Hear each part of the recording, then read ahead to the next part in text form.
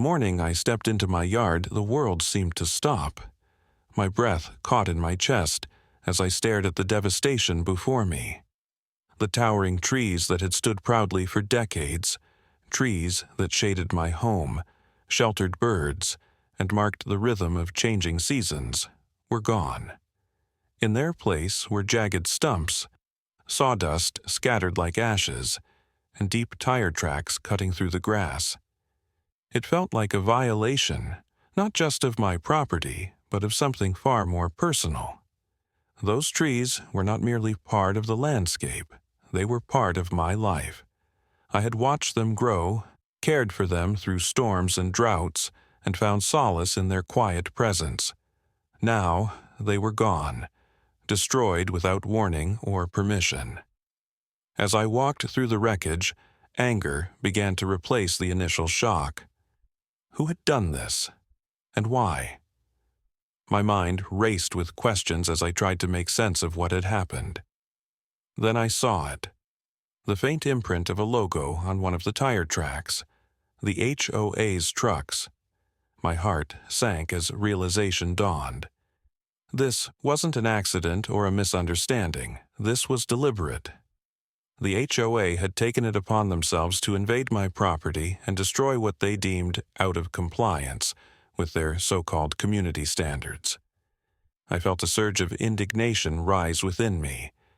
How could they justify this? How could anyone think it was acceptable to trespass onto private property and destroy something so cherished? My profession as a federal judge had taught me to remain calm under pressure, but in that moment, it took every ounce of self-control not to let my emotions take over. I knew I couldn't act impulsively. I needed to approach this strategically. Standing there amidst the ruins of what was once my sanctuary, I made a decision. I would not let this go unanswered. This wasn't just about trees, it was about principle. It was about boundaries, physical, legal, and moral, that should never have been crossed. With that resolve, I turned back toward my house, already planning my next steps. This was only the beginning. The morning I discovered my yard stripped bare of its towering oaks, I felt as though the ground beneath me had shifted. Those trees weren't just part of the landscape. They were part of my identity, symbols of stability and permanence in an ever-changing world. Their destruction wasn't just a violation of property, it felt personal, a deliberate act of disregard for boundaries and respect. As I stood amidst the stumps and sawdust, anger bubbled beneath the surface. The HOA trucks had left their mark, tire tracks cutting through the grass like scars, and I knew exactly where to direct my fury. Later that afternoon, I walked into the HOA president's office. The room was meticulously organized, with neatly stacked papers and framed certificates adorning the walls. She greeted me with a practiced smile that didn't reach her eyes. "Ah, Judge," she said smoothly, gesturing for me to sit. "What brings you here today?" "You know exactly why I'm here," I replied, placing photos of my yard on her desk. "Why did you authorize this?" She glanced at the pictures briefly before leaning back in her chair. "It was necessary to maintain community standards," she said, her tone dripping with condescension. "Those trees were overgrown and didn't align with the aesthetic guidelines." I stared at her incredulous. "Aesthetic guidelines? Those trees were on my property. You had no right to touch them." She shrugged, as though my outrage was nothing more than a minor inconvenience.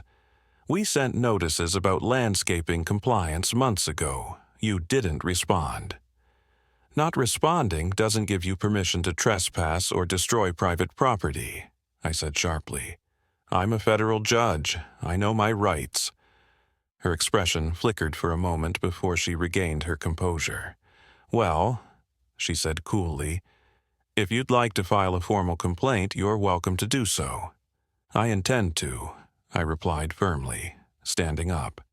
"And this isn't just about filing complaints, it's about accountability." As I left her office, I felt a surge of determination. This wasn't going to be an easy fight, but it wasn't just about me anymore. It was about setting a precedent for everyone in the community who had suffered under the HOA's overreach. The first step was gathering evidence. Reviewing footage from my security cameras was both painful and empowering. The video showed HOA trucks pulling into my driveway early one morning without notice or consent. Workers disembarked with chainsaws and began cutting down the trees methodically, as if erasing history itself. Watching it felt like reliving the violation all over again. I shared the footage with an attorney friend who confirmed what I already suspected. This was a clear case of trespassing and property destruction. Armed with this evidence, I began preparing my case against the HOA, but as I delved deeper into their actions, I uncovered something even more troubling: financial irregularities within their management of community funds.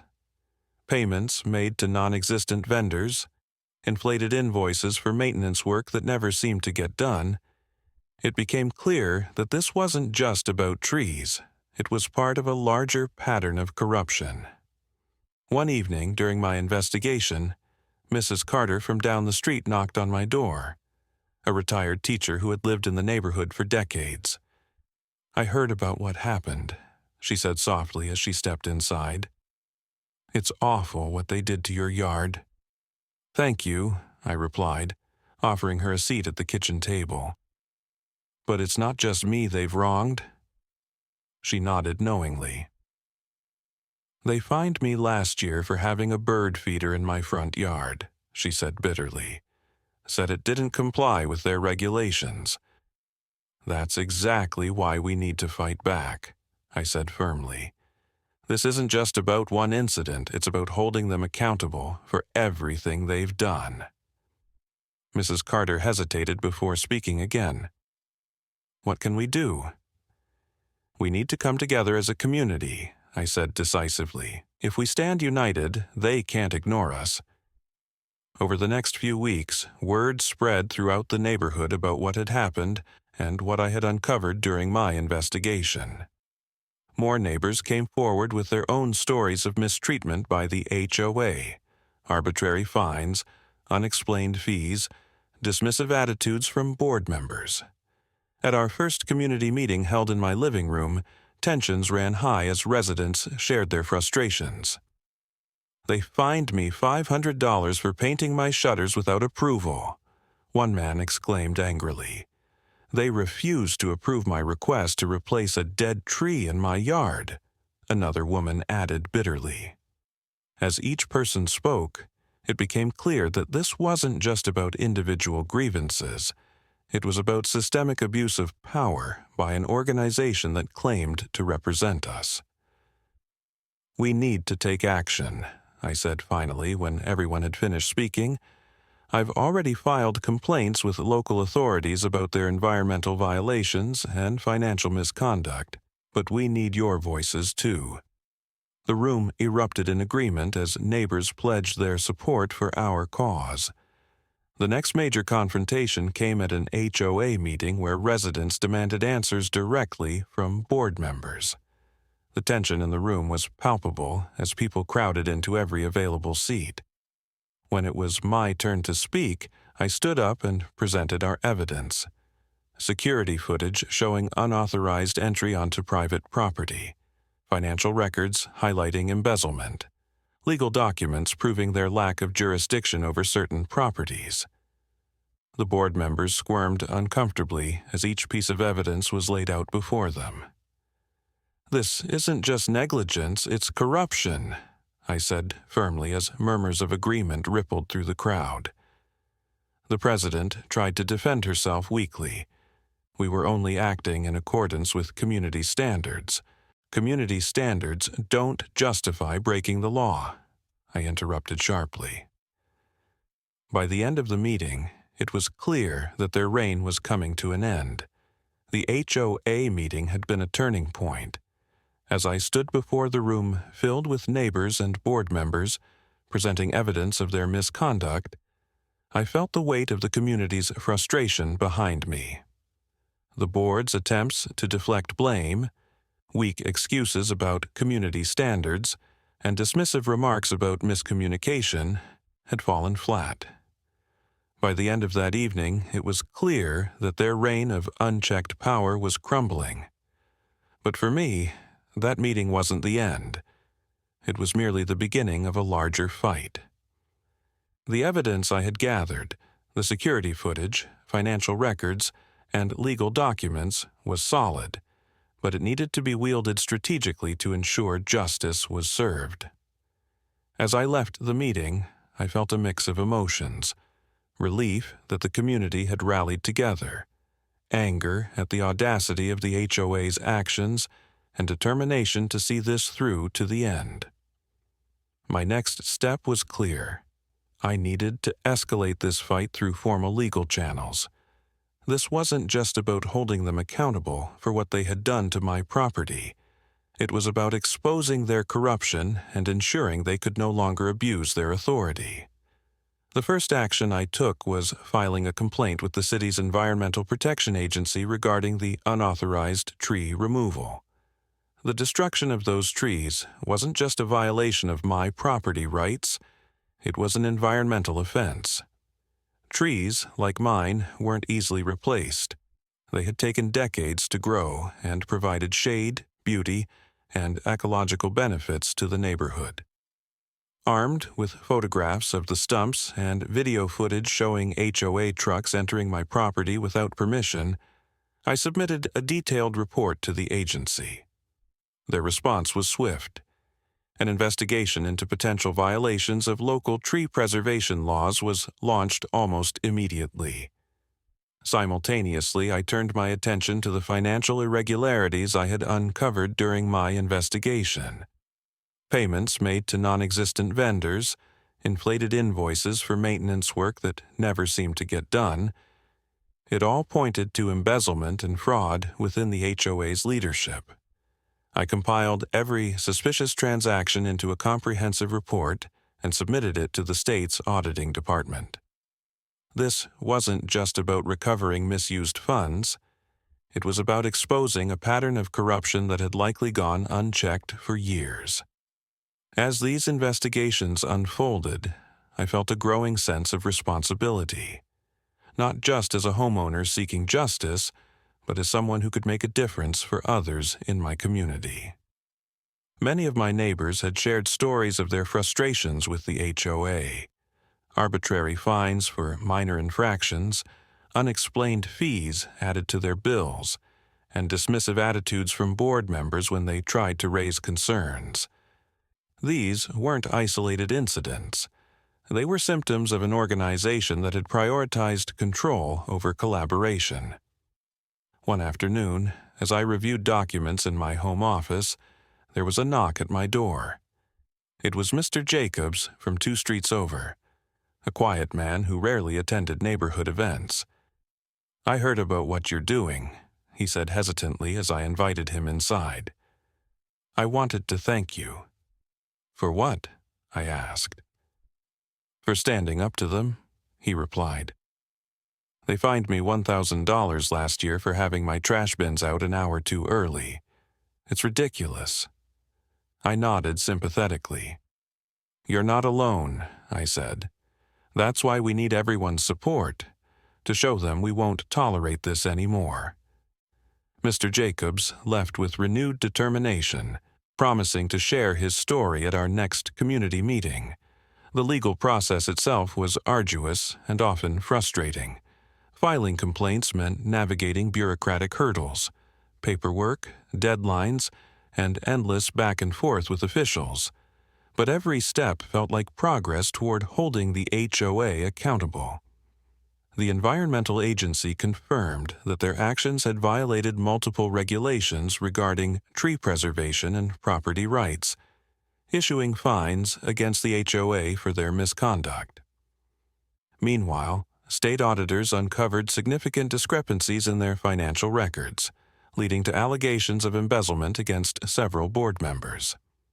These findings culminated in lawsuits filed on behalf of affected residents, including myself, seeking damages for unauthorized property destruction and financial mismanagement. One particularly memorable moment came during a court hearing where I testified about my experience. Standing before a judge, this time not as a federal judge myself, but as a plaintiff, was both humbling and empowering. I described how it felt to come home and find my yard destroyed without warning or consent, how those trees represented decades of care and pride, how their loss symbolized something much deeper than physical damage. It was an assault on my rights as a homeowner.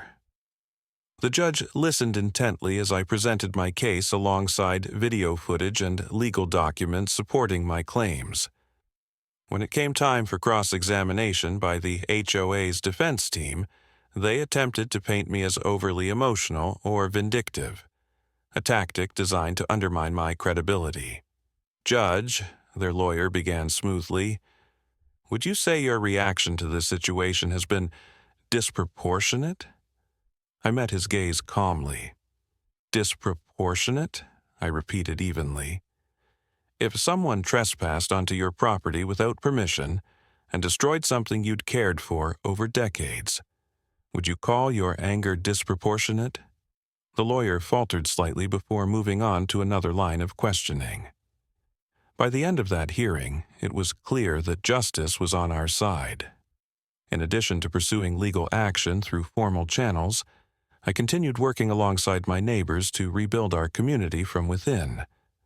With support from local officials and advocacy groups specializing in homeowner rights issues, we organized workshops on transparent governance practices and elected new board members committed to accountability and fairness.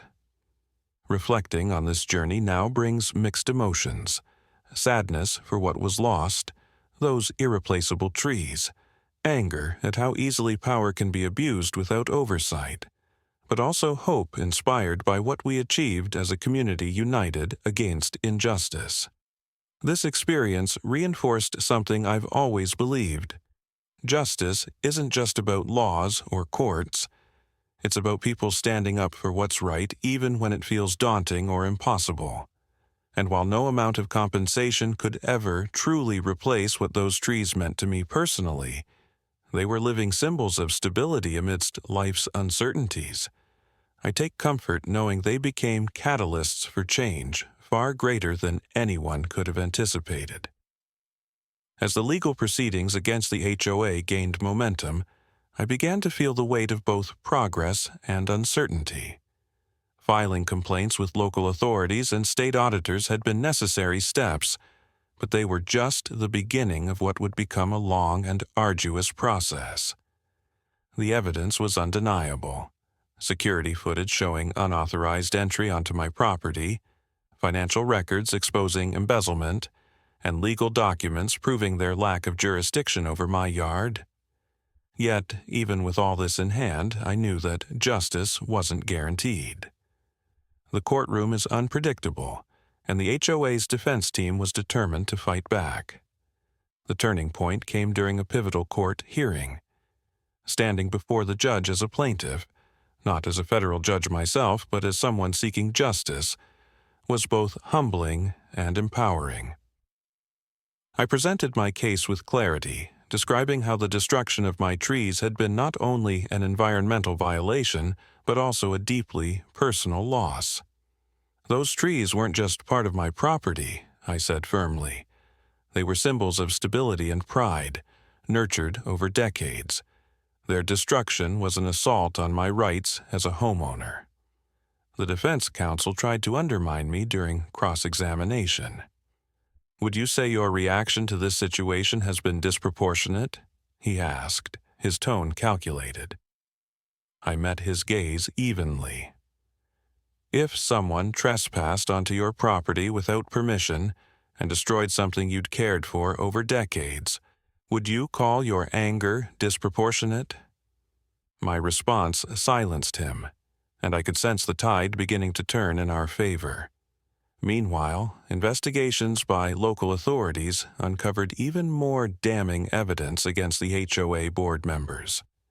The environmental agency confirmed multiple violations related to tree preservation laws, issuing fines that further validated our claims. State auditors identified significant discrepancies in their financial records, leading to allegations of embezzlement against several board members. These findings culminated in lawsuits filed not only on my behalf, but also on behalf of other homeowners who had suffered under the HOA's mismanagement. The community's support during this time was both inspiring and essential. Neighbors who had once felt powerless began stepping forward with their own stories of mistreatment, arbitrary fines for minor infractions, unexplained fees added to their bills, and dismissive attitudes from board members when they tried to raise concerns. Each voice added strength to our collective case and painted a clearer picture of an organization more concerned with control than collaboration. One particularly memorable moment came during a community meeting where residents gathered to discuss updates on the legal proceedings. Mrs. Carter stood up and shared her experience. "Last year, they fined me $1,000 for having a bird feeder in my yard," she said bitterly. They claimed it didn't comply with their regulations. Her story was met with murmurs of agreement from others who had faced similar injustices. "This isn't just about one incident," I said when she finished speaking. "It's about holding them accountable for everything they've done, to all of us." The room erupted in agreement, and I felt a renewed sense of purpose knowing that this fight wasn't mine alone. It belonged to everyone in the neighborhood. As the lawsuits progressed, the pressure on the HOA board became unbearable. Their attempts to stall discovery and deflect blame only highlighted their desperation. At one point, they offered to settle out of court, a move that felt less like an admission of guilt and more like an attempt to escape public scrutiny. But for me and many others involved in the case, settling wasn't enough. We wanted transparency, accountability, and lasting change. Finally came the day when justice was served. The court ruled against the HOA board members, ordering them to pay damages for unauthorized property destruction and financial mismanagement. Additionally, new leadership was appointed to oversee neighborhood governance, a group committed to transparency and fairness rather than secrecy and control. For me personally, this outcome was bittersweet. While it brought relief knowing that those responsible were being held accountable, it couldn't undo the damage that had been done. My trees were gone forever. No amount of compensation or legal victory could bring them back. Yet there was solace in knowing that something good had come out of this ordeal, a stronger sense of community and a renewed commitment to fairness. The transformation within our neighborhood was remarkable. The new HOA leadership prioritized openness, holding public meetings where residents could voice their concerns directly, and sharing detailed financial reports that showed exactly how funds were being used. These changes fostered trust that had long been missing under the previous administration. Reflecting on this journey now brings mixed emotions: sadness for what was lost, those irreplaceable trees; anger at how easily power can be abused without oversight, but also hope inspired by what we achieved as a community united against injustice.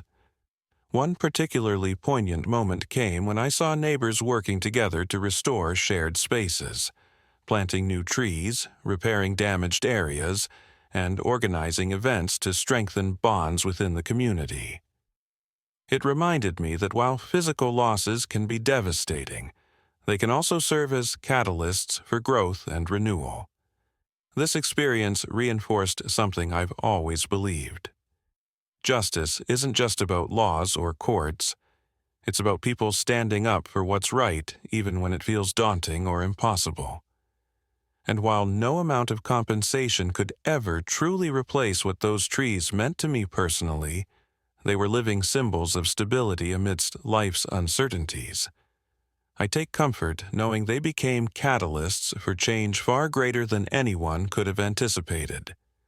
Ultimately, this wasn't just a battle over trees, it was a fight for justice in all its forms. Legal accountability for wrongdoing, respect for personal boundaries, and transparency in governance. As I walk through my yard today, still scarred but slowly healing, I feel a sense of peace knowing that what we accomplished went far beyond addressing immediate grievances. We set a precedent for accountability within our community while building stronger connections with one another along the way. As the dust settled and life in the neighborhood began to return to normal, I found myself reflecting on everything that had transpired. The court's ruling against the HOA board had been a victory, not just for me, but for the entire community. The damages awarded were significant, and the appointment of new leadership marked the beginning of a more transparent and collaborative era. Yet, even as I watched my neighbors plant new trees and repair damaged spaces, I couldn't shake the bittersweet feeling that lingered. Justice had been served, but it hadn't erased the loss. The towering oaks that once defined my yard, symbols of permanence and pride, were gone forever. Their absence was a constant reminder of what had been taken from me. Still, amidst this loss, I began to see the broader impact of what we had accomplished together. This wasn't just a fight over trees or fines.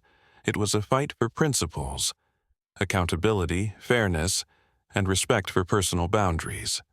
The transformation within our neighborhood was proof that even small communities have the power to stand up against injustice when they come together with purpose.